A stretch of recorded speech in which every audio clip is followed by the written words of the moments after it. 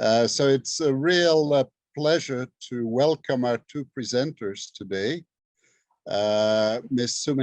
Soomin Kim and Mr. Thomas Lim. And both are in the combined Columbia Juilliard program, which tells you that both are extremely talented musicians. These are two very rigorous programs, and to be successful in each of them is a real achievement. Both are cellists, which is wonderful. And interestingly, both study mathematics at Columbia. And maybe that tells us something about the relationship between music and mathematics. So I would like to turn it over first to Soomin, and we look forward to your presentation.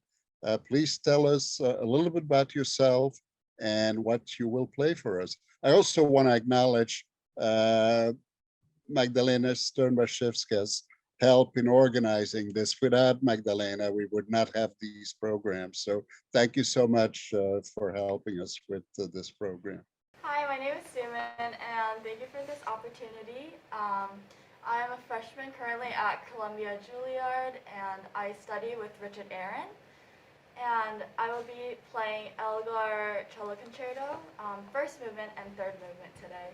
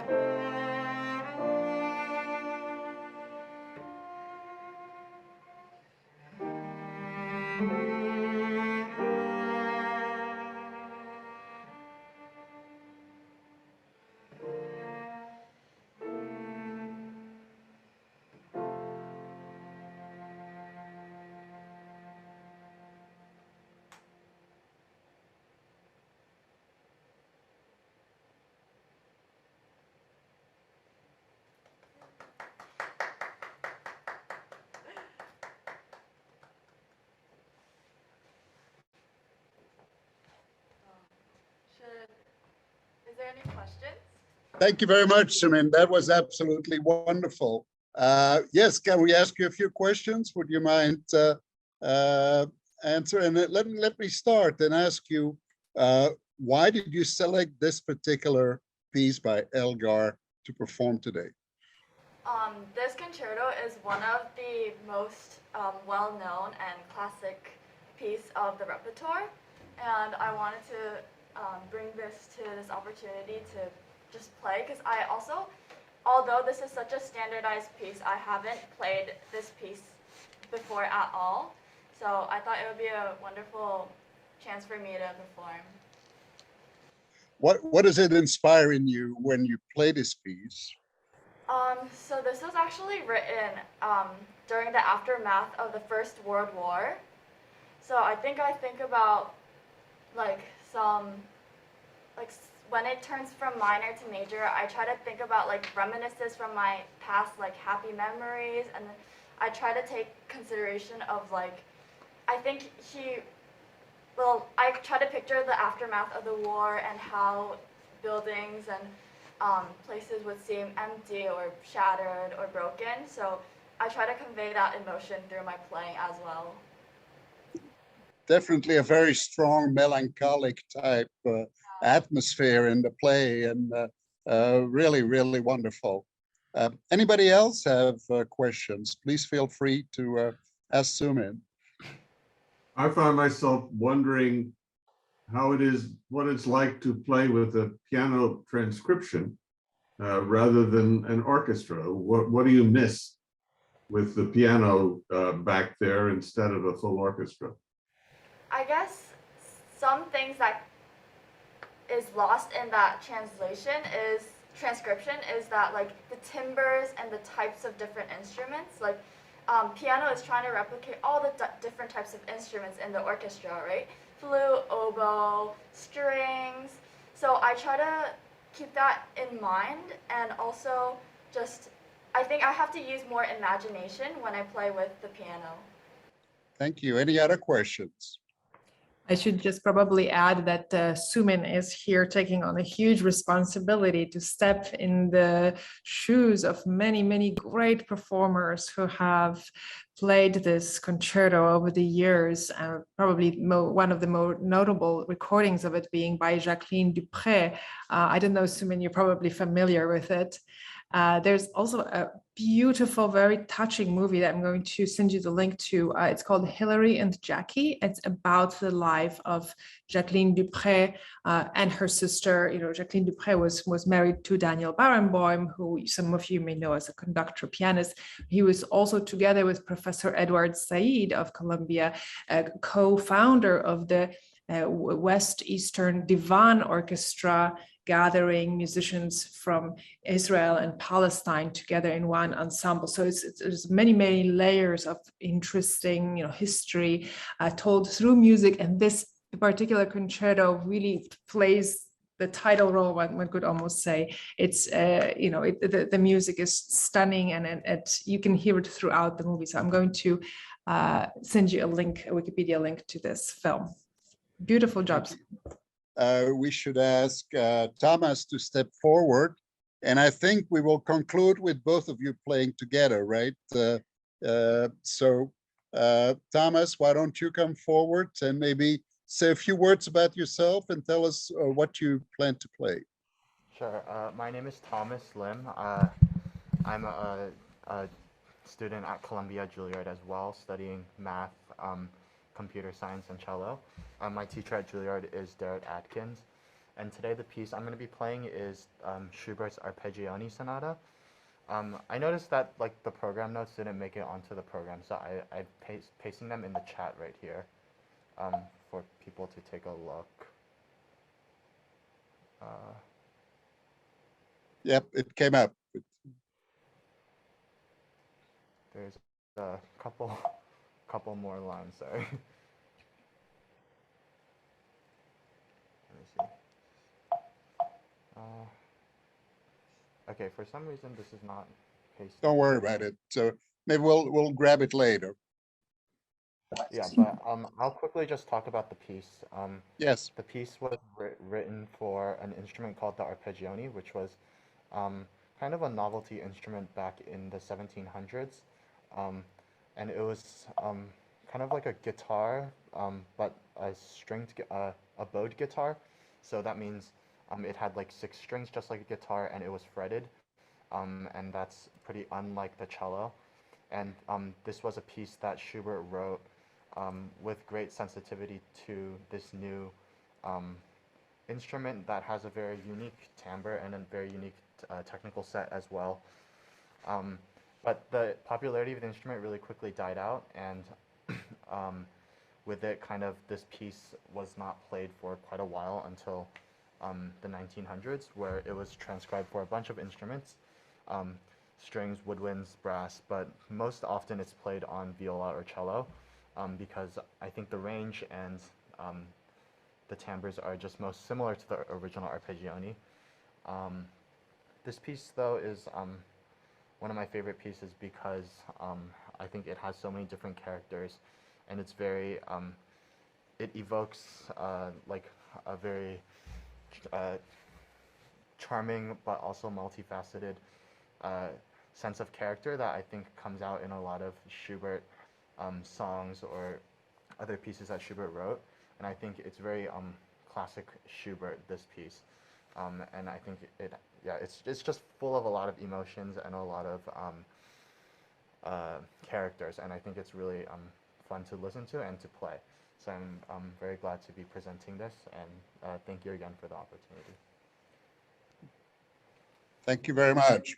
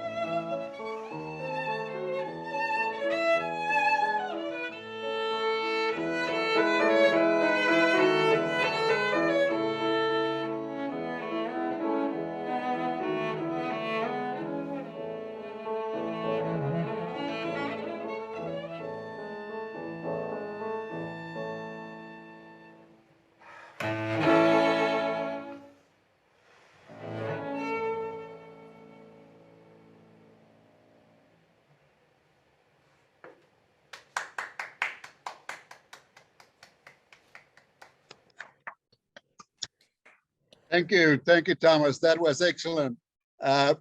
Before we ask a few questions, would you mind introducing the pianist who accompanied you so that everybody can meet him as well?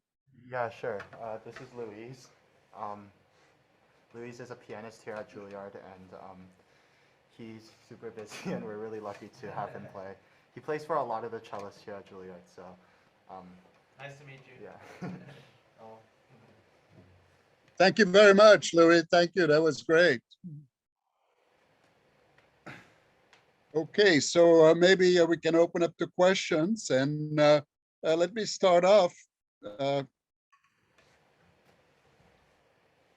don't know if, okay, so you mentioned this was composed for an arpeggione, right? Have you ever heard it played on an arpeggione? I have, like, on videos, there's some videos of people playing it on arpeggione, but other than that, I've never heard it live or anything on an arpeggione. And how different does it sound when it's played on that instrument versus on the cello?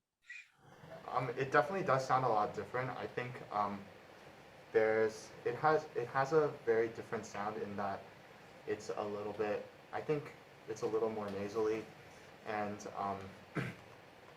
I think like the playing technique kind of involves a lot of releasing of the bow and not as much vibrato in the left hand, which is something that like a lot of cellists or violists would use to approach this piece. So I think that it does definitely sound a lot different. And I think it captures the simplicity of the piece a little bit better when you play on an arpeggione. Thank you. I think, Fran, you had a question? Yes, I thank you so much for this wonderful concert. And I'm just curious about the relationship that you two have with your instruments. I mean, whether you feel that you could only play the cello and it's the most perfect and beautiful instrument for you, or whether you study several different instruments and you can trade off. I have studied other instruments. I've played trumpet and piano, but I'm not very good at either of those. But yeah, I mean, I really enjoy the cello, and I think it's the best instrument because it has like such a wide, I mean, even just like the range in terms of like how many octaves you can play, it's so large, but also there's so many different colors and different sounds that you can get out of it that you can't even get out of other string instruments, which I think makes it really unique. And I think also the cello's most comfortable range is really similar to the range of the human voice. And so I think that gives it a very singing and expressive quality that a lot of other instruments don't have. But yeah, I mean, that's kind of my personal opinion why I think cello's the best. I think it's super versatile, and even in like an orchestral setting, you know, like cellos play so many different roles, which is why it's really interesting to listen to, but also, you know, to play. I don't know if that answered your question. Thank you. Any other questions? Tell us why you selected this particular piece to present to us. What was the impetus for you to select this? Yeah, I mean, I think this piece is like one of my personal favorites, which is why I kind of wanted to play it. It's also considered to be like a very difficult work for the cello, and I think part of that is because it wasn't originally written for this instrument. And so there's a lot of awkward things, especially because like on the original arpeggione that it was written for, the strings are tuned in fourths, and cellos are tuned in fifths. So that means that kind of the intervals and the spacings are a lot different than how Schubert originally intended to write it. Because when Schubert did write this piece, he had the arpeggione in mind a lot in terms of not only the sound that it produces, but even like the technique. And this is kind of even at a time when like arpeggione technique was not developed, because it was not, you know, a very well played instrument, or it wasn't a very developed instrument in terms of like schools of technique or anything like that. But he did put a lot of care into writing the piece specifically for that instrument. And so I think kind of transferring that on the cello makes it a really interesting challenge, because there's so much of like the Schubertian fantasy characters that you have to bring out, but at the same time it's really technically difficult, which makes it a challenge both musically and technically for whoever's playing it. And I guess I kind of wanted to take that challenge and present it here today. Great.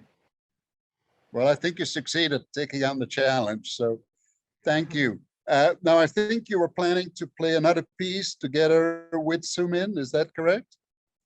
Yeah, With we're Shostakovich? we're playing a really short duo together. Okay, thank you. So the next piece we'll be playing is the Shostakovich Prelude for 2 cellos, and the prelude is from Shostakovich, the Gadfly, and it's Opus 97, and it was specifically arranged for 2 cellos. So Shostakovich wrote it for a film that was premiered in 1955 with the same title, The Gadfly, and the film was based on a novel, and the novel was written by a Irish-born British writer, and it was published in 1897, and the novel was set in 1940s in Italy under the dominance of Australia. So it deals with like themes of uprisings, revolt, as well as romance, revolution, heroism, faith, and such. So I hope you can spot that in our music. And yeah, Thomas and I will be playing the prelude. Great, thank you very much.